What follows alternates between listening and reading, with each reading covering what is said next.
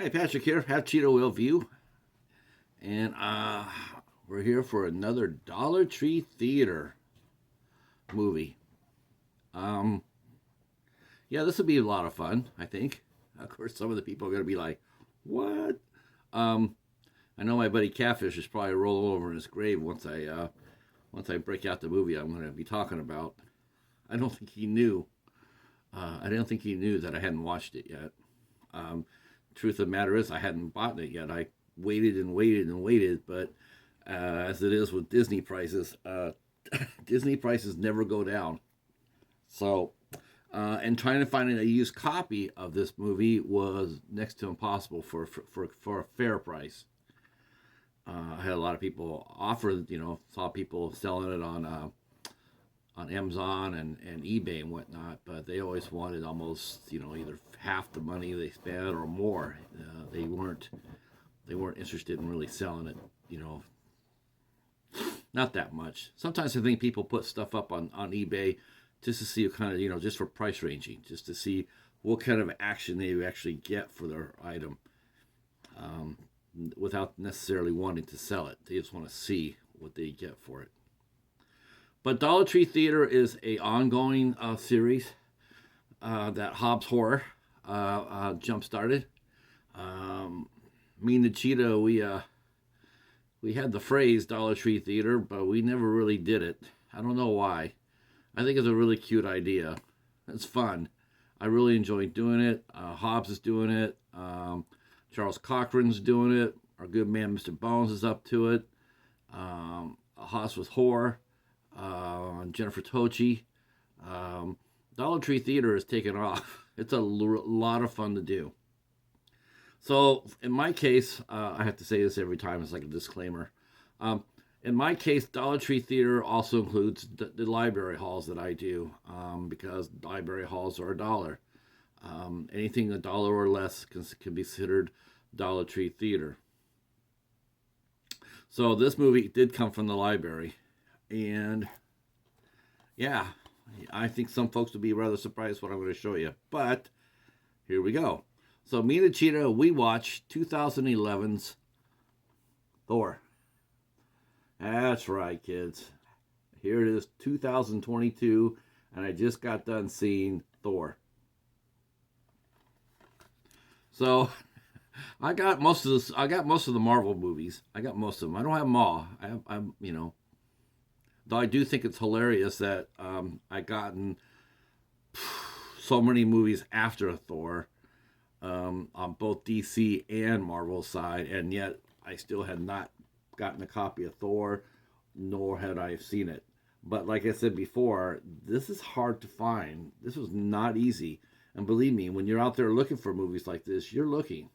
I was always looking for MCU movies because I don't have them all yet. Like I don't have Iron Man 2. I don't have Iron Man 3. So there you go. So Thor is basically the origin story of Thor. Um, he is the son of Odin, who's played by Anthony Hopkins. Thor is played by Chris Hemsworth, and it shows how it became to be. Odin waged war on the Bifrost giants. He made peace with them after a tremendous war. He has two sons, as we know, it's Thor and Loki. And Thor is destined to become king. But Loki wants that too. Um, initially, initially he wants his brother to be king. But after an incident happens where some shenanigans happen and some items are attempted to be stolen, we find out it's Loki is goading Thor into rash action. And right before he is named king, he breaks Odin's word and law, and he goes and wages war against the Bifrost giants again, killing many of them, and breaking the truce. And Odin has to come rescue him, and he's very pissed off, and so much so that he strips Thor of his powers, and he banishes them from Asgard, sends him down to New Mexico. But he still has hope for his son because he also takes the hammer and he tosses it a mere 50 miles away. And he's hoping. I think he meant to teach more of a lesson than he did a permanent ban. But unfortunately, the stress of the situation, Odin is getting older, and it causes him to go into the Odin sleep, which is basically regeneration. He gets old. He gets older. It takes a lot. It takes a lot of power to keep Asgard safe, and he's even an immortal can die. So Thor wakes up and he basically relearns some of his habits. He relearns patience. He relearns friendships. He relearns loyalty. Patience is probably the one thing that Odin was wanting to teach him, and at least in this movie, it happens. They have a final fight. We see why Loki did what he did, and it's a good movie. It's like I said, it's 11 years old. I'm sure it's been played to death on free TV and cable and whatnot. I'm sure I'm not surprising anybody with the origin tale. So I'm just going to go straight to the cuts of the movie, thoughts of the movie. This was directed by Kenneth Brannagh, and I thought he did a really fine job with the origin story.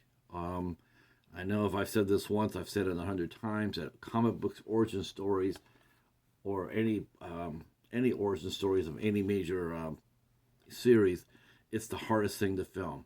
It's not the easiest, it's the hardest.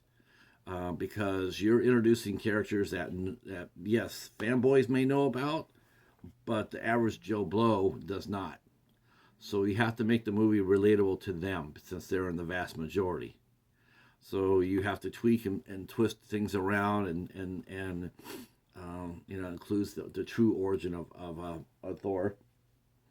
And is anything like the comic book. And you know what? Thank God for that, because honestly, the comic book origin story of Thor, man, that's some painful ass writing. That's some painful writing if you go back and read the first issues of Thor and Spider-Man and Fantastic Four. Man, some of the writing, wow. Man, even back then you were probably shaking your head going like, what are they talking about? This is some cheese right here. But Thor is really well done. Chris Hemsworth is Thor. Is Thor. Idris Elba is Heimdall. Renee Russo was his mother. I did not know that. I did not know she was in this movie. She played Odin's wife, Thor's mother. Tom Hiddleston's Loki, we see is not an evil. He's not evil. I like that. I liked how they portrayed Loki in the comic books. He was always full of mischief and mayhem. But in this movie, he sort of has the reasons for what he does. And honestly, you really can't blame him. It's sad that the ending, how he, it's too bad they couldn't reconcile. But then again, he is one of Thor's greatest nemesis, so you couldn't do that in the first movie. The action was okay for an origin film. There was a couple of set pieces there that were good. Thor fighting the Bifrost giants, and then Thor versus the Destroyer. The Destroyer is a real character, by the way. I heard people say, "What was that character? Was that a character?" Yes, it is, and his name was the Destroyer. He's a pretty formidable foe too. I thought they portrayed him pretty fair, and then he did get his butt kicked. I also enjoy seeing the Coulson. Agent Coulson was in this movie, and Jasper Stillwell was in it. I mean, it was really cool. They even had the end credit scene where they're talking about the Avengers. So all in all, I thought Thor was well done. I don't know why it gets the hate it does. I know that number 2 is not gets a lot of heat, and number 3, Dark World, gets a lot of heat.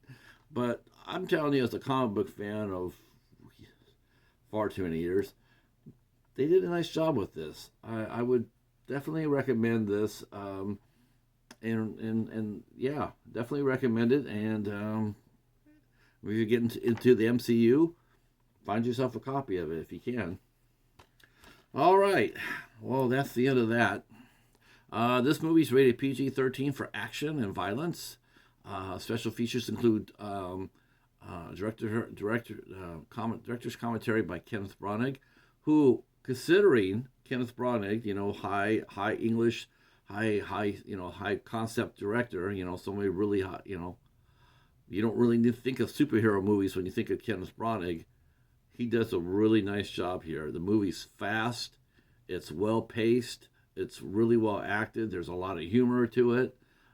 There's some sadness to it. He got a good turn out of Anthony Hopkins, and I think Kenneth Branagh was very good at this. I know he's doing Belfast this year, but if he ever wanted to do another superhero movie, he'd be more welcome to do it. The movie runs for an hour and 55 minutes, and extras also include some deleted scenes. All right, so that's the end of Dollar Tree Theater for this week. Tell me what you think of Thor. Was it one of your favorite MCUs? Was this sort of origin story? Or did you just I didn't like it too much? But if you say you don't like it too much, you better tell me why, so we can talk about it. Especially if you haven't seen some of the early Thor comic books. I think once you have, I think you'll come back and be pretty grateful for Thor the movie. Yep. All right. That's it for us. On behalf of me and the Cheetah, we want you to subscribe to us. Go ahead and hit that thumbs up button. God, I'm so tongue twisted. And leave that comment down below. And we'll see you soon. Peace.